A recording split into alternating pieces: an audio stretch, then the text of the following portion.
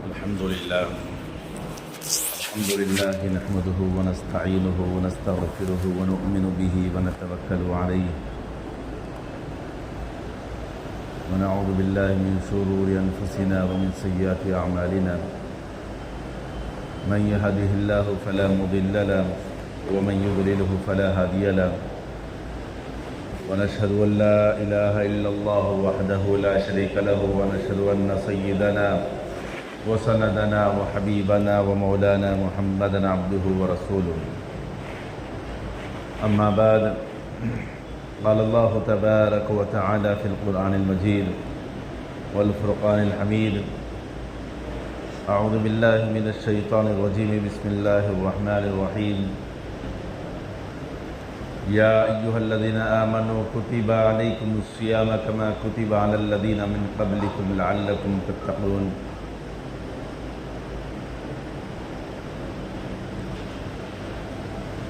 قال النبي صلى الله عليه وسلم: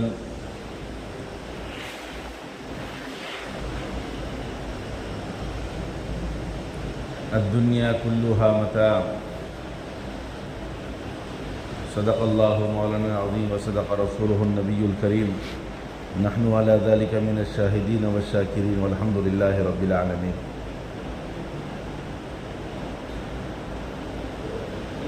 اللہ رب العزت نے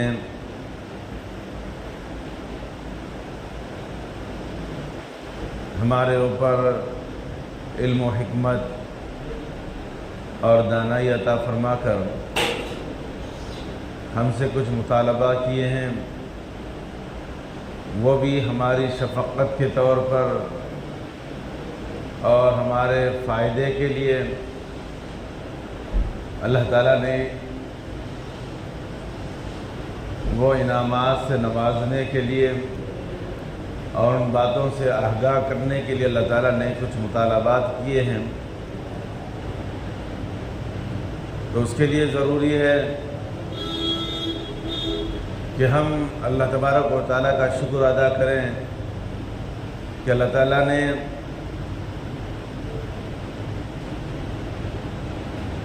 ہم کو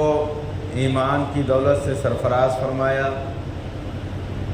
پھر اپنے احکامات کا مکلف فرمایا، اور صحت و عافیت کے ساتھ اللہ تعالیٰ نے ماہ رمضان المبارک میں داخل فرمایا. یہ وہ نعمتیں ہیں جس کو ہم شمار نہیں کر سکتے. آج دنیا میں دیکھیں کتنے ہی ایسے لوگ ہیں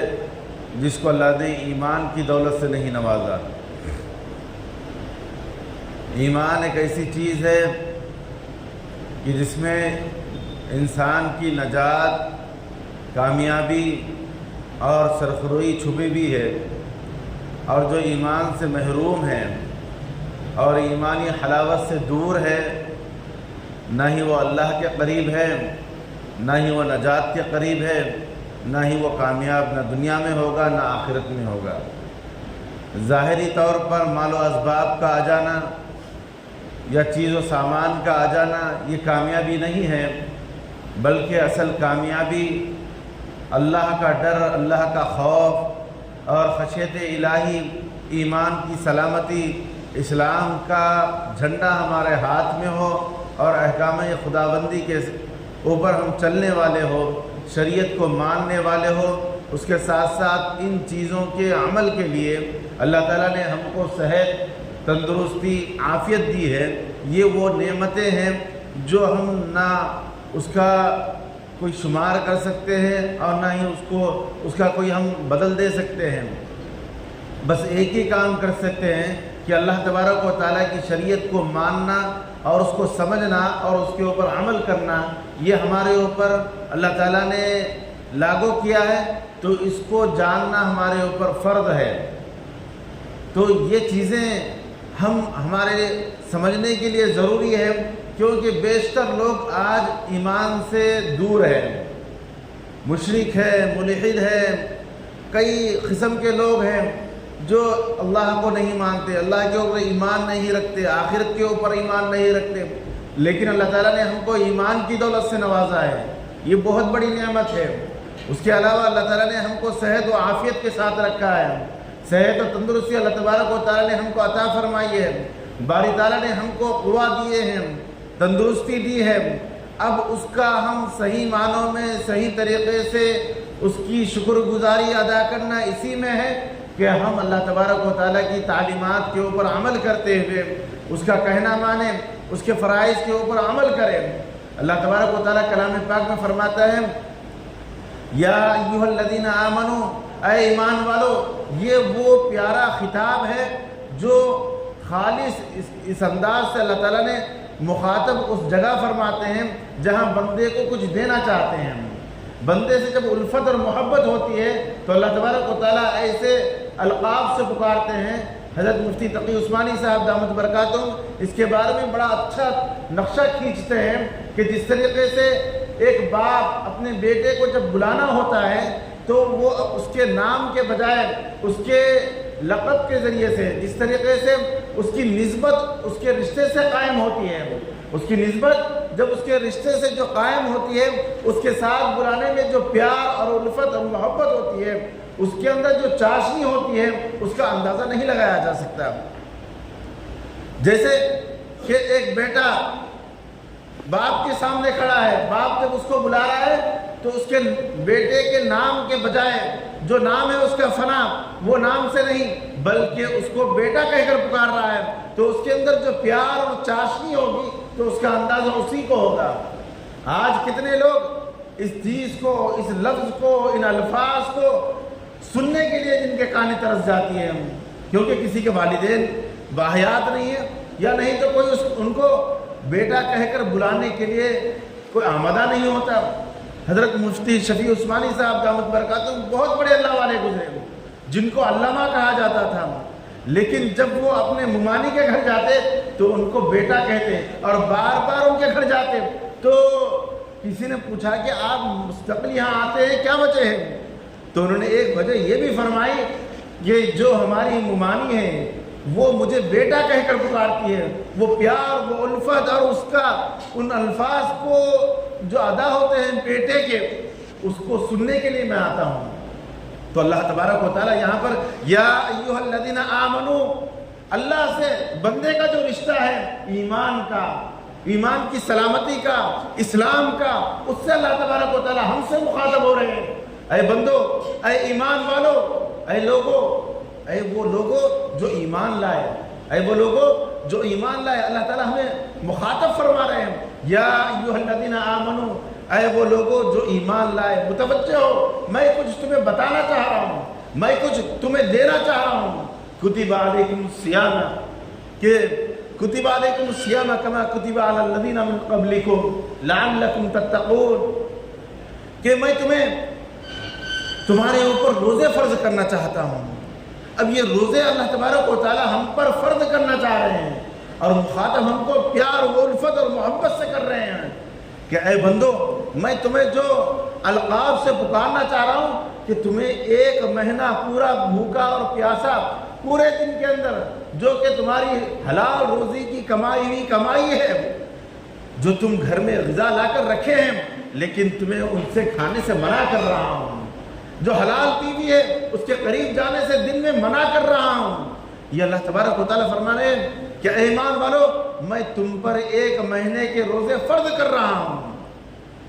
اب ان فرض روزوں کے متعلق اللہ تبارک و تعالیٰ کا کیا منشا ہے؟ کیا ہمیں بھوکا پیاسا رکھنا چاہتے ہیں؟ کیا اللہ تبارک و تعالیٰ ہم کو یوں ہی دیکھنا چاہتے ہیں؟ نہیں، بلکہ اللہ تبارک و تعالیٰ ہمارے اندر کچھ چیز پیدا کرنا چاہتے ہیں۔ اللہ تبارک و تعالیٰ اس بھوک و پیاس کے ذریعے سے، یہ جو گرمی کی شدت ہے، یہ گرمی کی جو لو ہے، اس کے باوجود آج ہم روزہ ہیں تو کس کے لیے روزہ ہیں؟ رضا الہی کے لیے روزہ ہیں، اللہ کی خوشنودی کے لیے روزہ ہیں، اللہ تبارک و تعالیٰ کی مرضی کے لیے ہم روزہ ہیں کہ اللہ کی مرضی یہ ہے کہ ہم صبح سے لے کر، سحر سے لے کر شام افطار تک ہم بھوکے پیاسے رہیں اور اس شدت کو برداشت کریں، تاکہ اللہ تبارک و تعالیٰ چاہتے ہیں کہ میرے بندے کے اندر جو زیادتی ہو گئی ہے، بھوک جو ہم سال بھر کھا کر، سال بھر پی کر ہمارے اندر جو نفس موٹا ہو چکا ہے، ہم اس اللہ تبارک و تعالیٰ چاہتے ہیں کہ اس کو کمزور کیا جائے، اس کو مغلوب کیا جائے۔ غالب تو وہ ہے، اللہ تبارک و تعالیٰ غالب ہے، اور اللہ تبارک و تعالیٰ چاہتے ہیں کہ نفس غالب نہ ہو، کیونکہ اگر نفس غالب ہوتا ہے تو انسان پھر معرفت الہی سے دور ہوتا ہے، اللہ کی پہچان سے دور ہوتا ہے۔ لہذا اللہ تبارک و تعالیٰ چاہتے ہیں کہ میرا بندہ جو ایمان والا ہے، جو مومن ہے، جو مخلص ہے، میں اس کو 1 مہینے کے روزے رکھ کر میں یہ کرنا چاہتا ہوں کہ وہ مجھ سے قریب ہو جائے۔ اچھا، یہ بات یہ نہیں کہ اللہ تبارک و تعالیٰ یہاں یہ فرما رہے ہیں کہ ایسا نہیں کہ میں تم ہی پر فرض کر رہا ہوں، بلکہ یاد رکھو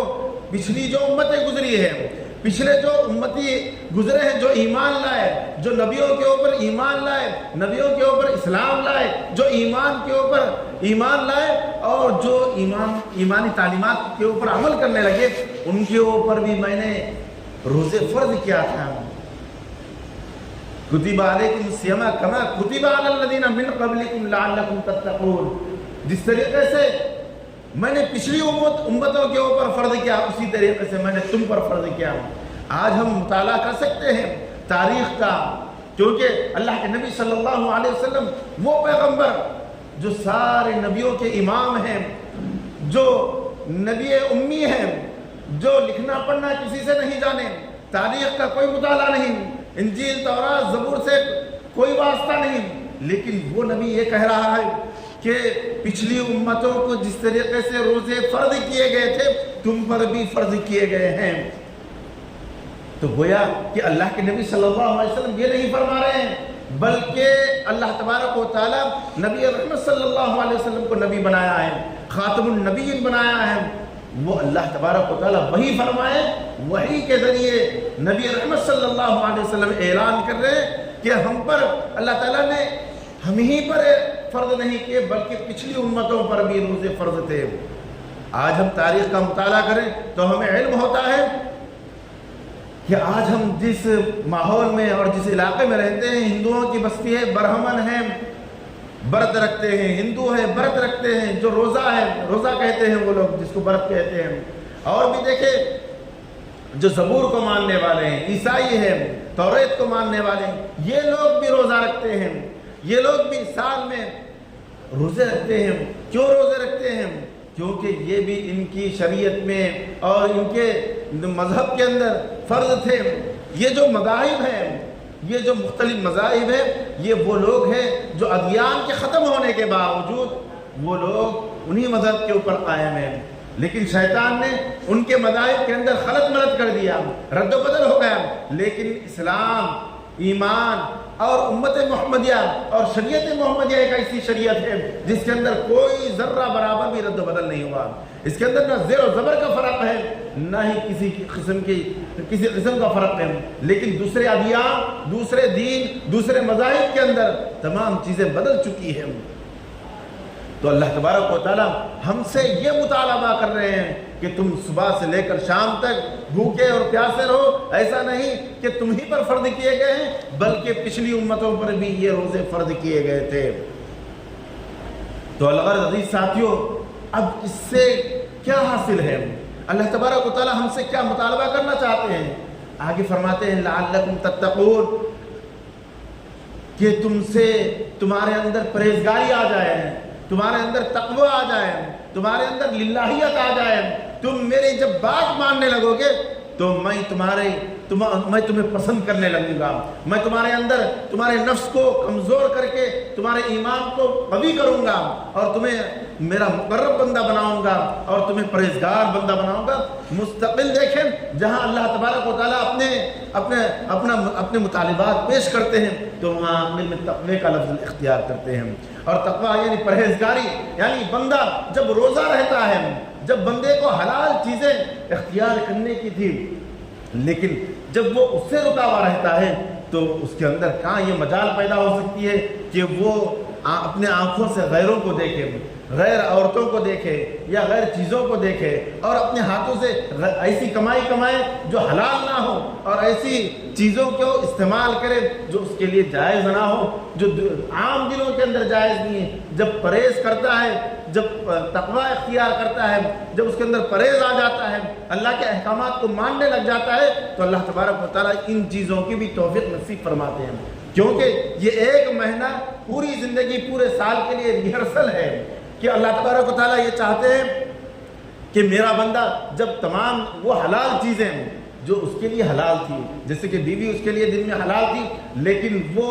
حکم خداوندی کی وجہ سے اس سے دور رہتا ہے، اسی طریقے سے کھانا جو اپنی حلال کمائی کے ذریعے سے وہ کما کر جمع پونجی کیا ہوا ہے، گھر میں تمام مشروبات لا کر رکھا ہوا ہے لیکن اس کو ہاتھ نہیں لگا رہا ہے، وجہ کیا ہے؟ وجہ صرف اللہ کا حکم ہے، اللہ کی فرما برداری ہے۔ کیوں ہے یہ؟ اس لیے کہ اللہ تبارک و تعالیٰ نے اس کو ڈر ڈال دیے ہیں، تقویٰ ڈال دیے ہیں، پرہیزگاری ڈال دیے ہیں۔ جب یہ پرہیزگاری جب ہمارے اندر آ جائے گی تو عزیز ساتھیوں، جو اور دن ہیں اور ایام ہیں ان کے اندر بھی ہمیں اپنی زندگی گزارنے کا طریقہ مل جاتا ہے، آئیڈیل مل جاتا ہے، نمونہ مل جاتا ہے کہ ہم آگے کی زندگی کیسے گزاریں، کیونکہ اللہ تبارک و تعالیٰ نے پورے دن کے اندر ہم سے یہی مطالبہ کیا کہ اس دھوپ کے اندر، سخت گرمی کے اندر اور ان شدت کے اندر تم پیاس کو برداشت کر رہے ہو، تم سختی کے اندر بھوک کو برداشت کر رہے ہو۔ تو عزیز ساتھیوں، جب ان چیزوں کو برداشت کرنے کی عادت بن جاتی ہے اور رضا الہی اس کا مستقل مزاج بن جاتا ہے تو اللہ تبارک و تعالیٰ اس کی زندگی کو پرہیزگاری والی زندگی بناتے ہیں، اس کی زندگی کو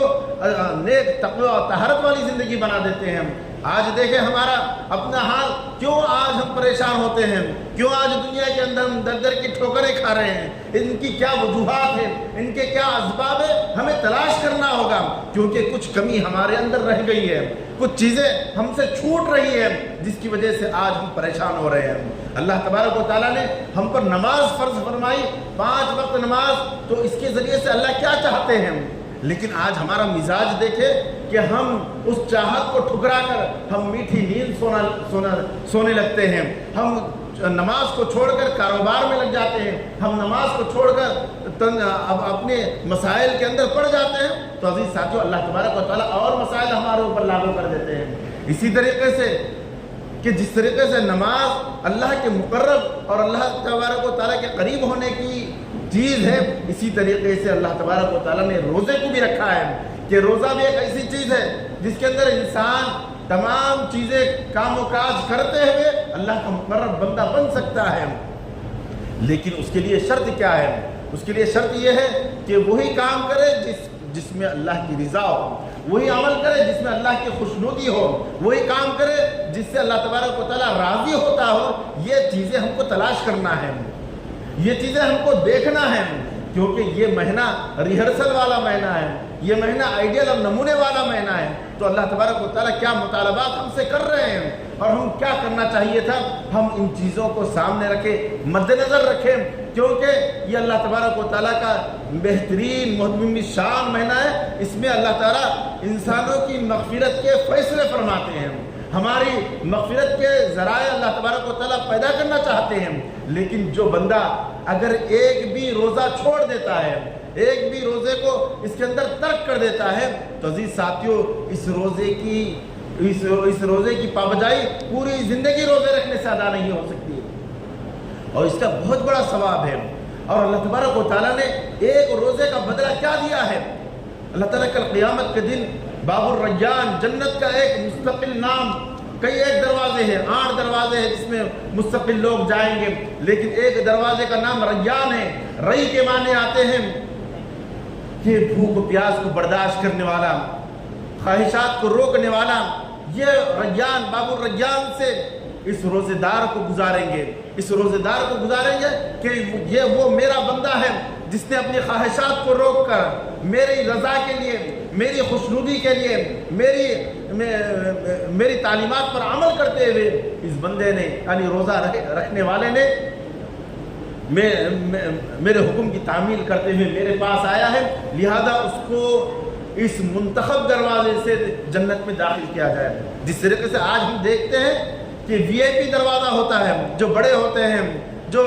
منسٹر لیول ہوتے ہیں یا جن کا بڑا عہدہ ہوتا ہے، ان کے لیے آج عارضی دنیا کے اندر VIP نام لگایا جاتا ہے، VIP بورڈ لگایا جاتا ہے کہ وہ لوگ وہاں سے داخل ہوتے ہیں، عام لوگ وہاں سے داخل نہیں ہو سکتے۔ تو اللہ تبارک و تعالیٰ روزے داروں کے لیے بھی ایک VIP گیٹ جنت میں لگائیں گے، جس کو باب الریان کہلایا جائے گا۔ تو اس کا بدلہ تو اللہ تعالیٰ وہاں دینا چاہتے ہیں، لیکن آج ہم مزدوری کے بہانے سے، کاروبار کے بہانے سے، تجارت کے بہانے سے، یا اپنے کام و کاج کے بہانے سے، اپنے مزاج کے بہانے سے، اپنے صحت کا خیال رکھنے کے بہانے سے ہم روزے چھوڑ دیتے ہیں۔ آج ہمارے پاس ایسے اللہ والے بھی موجود ہیں جو روزوں کو کسی حالت میں نہیں چھوڑتے ہیں۔ حضرت غلام واسطانی صاحب دامت برکاتہم، جو عقل کنواں ایک بہت بڑا ادارہ ہے، بڑی تعداد میں وہاں طلبہ پڑھتے ہیں، ان کا حال یہ ہے کہ وہ ڈائلیسس پہ ہے، شوگر بی پی ان کو لاحق ہے، ہارٹ کی بیماری ہے، پھر بھی وہ ان حالات کے اندر بھی وہ روزوں کو نہیں چھوڑتے، نماز تو دور کی بات ہے۔ یعنی اتنے بیماریاں رہنے کے باوجود بھی وہ روزے کی پابندی کر رہے ہیں۔ آج ہم دیکھیں الحمدللہ اللہ تعالیٰ نے صحت و عافیت سے نوازا ہے، صحت و تندرستی دی ہے، ہر اعتبار سے اللہ تعالیٰ نے ہمیں جسم و جثے کے اعتبار سے مضبوط بنایا ہے، لیکن آج معمولی بہانوں سے ہم روزہ چھوڑ دیتے ہیں۔ روزہ تو روزہ، نمازوں کا اہتمام نہیں ہوتا ہم سے۔ تو عزیز ساتھیوں، ہم اس بات کی فکر کریں، اللہ تبارک و تعالیٰ ہماری اپنی معرفت ہم کو دینا چاہتے ہیں، اپنے قریب بلانا چاہتے ہیں، اور ہم کو معاف کرنا چاہتے ہیں، درگزر کرنا چاہتے ہیں، ہماری مغفرت کرنا چاہتے ہیں، اور اس ماہ مبارک کے اندر عموماً بخشش کے فیصلے کرنا چاہتے ہیں، لیکن ہم خود ان چیزوں کے اندر آڑ بن رہے ہیں۔ نہ نمازوں کا اہتمام ہوتا ہے زندگی میں، نہ ہی روزوں کا اہتمام ہوتا ہے، نہ ہی تراویح تو ایک ایسا معمول بن گیا ہے جو عموماً تو پڑھتے نہیں، جو پڑھتے ہیں وہ لوگ سیل فون لے کر پیچھے بڑھ جاتے ہیں، امام صاحب کا انتظار کرتے ہیں کہ وہ رکوع میں جائیں گے، جب وہ رکوع میں جائیں گے فوراً سیل فون دبائیں گے اور رکوع میں شامل ہو جائیں گے۔ یہ کیسی نماز ہے؟ یہ کیسے اللہ سے رجوع ہونا ہے؟ یہ کیسے اللہ سے لو لگانا ہے؟ حالانکہ اللہ سے لو لگانے کا وقت ہے، اللہ سے ملنے کے باتیں کرنے کا وقت ہے۔ امام صاحب بڑے ہی اطمینان سے تراویح میں قرآن پڑھ رہے ہیں، گویا کہ اللہ سے باتیں کر رہے ہیں، ہم بھی اس میں شامل ہونا چاہیے تھا، لیکن ہمارا معمول کیا ہے؟ ہم بڑے انتظار میں کھڑے ہو جاتے ہیں۔ بعض جگہ ہم یہ کرتے ہیں کہ عشرے کی تراویح دیکھتے ہیں، 6 دن کی تراویح دیکھتے ہیں، وہاں شامل ہو جاتے ہیں اور یہ کہتے ہیں کہ ہم نے ماہ رمضان کے اندر مکمل قرآن پڑھ لینے کا جو کام ہے وہ کر لے رہے ہیں۔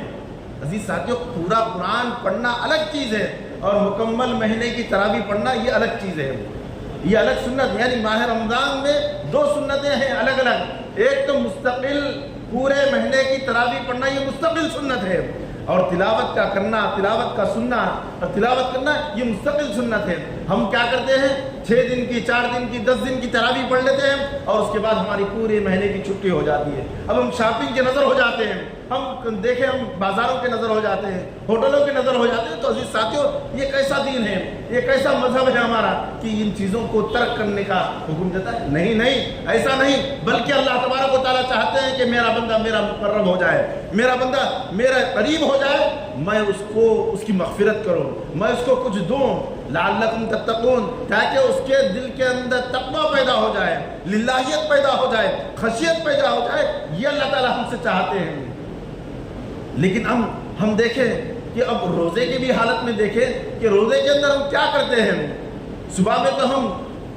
بہترین انداز سے کھا لیتے ہیں اور افطار کے اندر تو ہم بس افطاری کے انتظامات کے اندر ہم وقت ختم کر دیتے ہیں،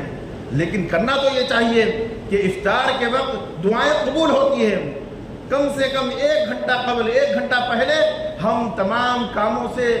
سبکدوش ہو جائیں، تمام کاموں کو چھوڑ دیں، اب بس فوری عصر کے بعد ہم تلاوت کے اندر، ذکر و اذکار کے اندر اور دعاؤں کے اندر لگ جائیں، اللہ تعالیٰ کو منا لیں اور ہم اس بات کی توفیق مانگیں، کیونکہ توفیق مانگنے سے ملتی ہے، عبادات کی، ریاضات کی، نماز پڑھنے کی، تلاوت کی، یہ اللہ سے توفیق مانگنا پڑے گا، کیونکہ اللہ تبارک و تعالیٰ بے نیاز ہے، ہمارے اعمال کی اللہ کو کوئی ضرورت نہیں ہے، ہماری عبادات کی، ہماری تلاوت کی، ہماری نماز کی، ہمارے روزوں کی، کسی چیز کی اللہ کو ضرورت نہیں ہے، ضرورت ہمارے لیے ہے یہ جو سب چیزیں اللہ تعالیٰ نے ہم پر لاگو کیے یہ اللہ اپنے واسطے نہیں بلکہ ہمارے واسطے کیے ہیں۔ اے بندو تم میرے مقرب ہو جاؤ،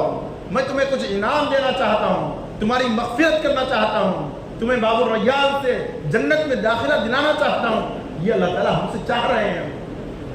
عزیز ساتھیو، ہمارا بھی کام ہے کہ ہم بھی اللہ تبارک و تعالیٰ کی طرف رجوع ہوں، خوف و خشیت ہم اپنے دل کے اندر پیدا کریں، اور ان نمازوں کے ذریعے سے، روزوں کے ذریعے سے، زکوٰۃ و صدقے کے ذریعے سے یہی چاہا جاتا ہے کہ بندہ یہ سب چیزیں چھوڑ کر، یعنی جو گاڑی کمائی کے ذریعے سے، محنت کے ذریعے سے جو کماتا ہے اس کے اندر زکوٰۃ نکالنے کا اللہ نے حکم دیا ہے۔ کیا وجہ ہے کہ جس کی خواہش اور جس کی طلب کے ذریعے سے وہ بہترین انداز سے کمایا تھا، جو حلال طریقے سے کمایا تھا، اللہ تعالیٰ کہتے ہیں کہ اس کا 2.5% نکال دیا جائے، کہ دل کے اندر ہماری محبت نہ رہے مال کی، یہ اللہ تعالیٰ چاہتے ہیں۔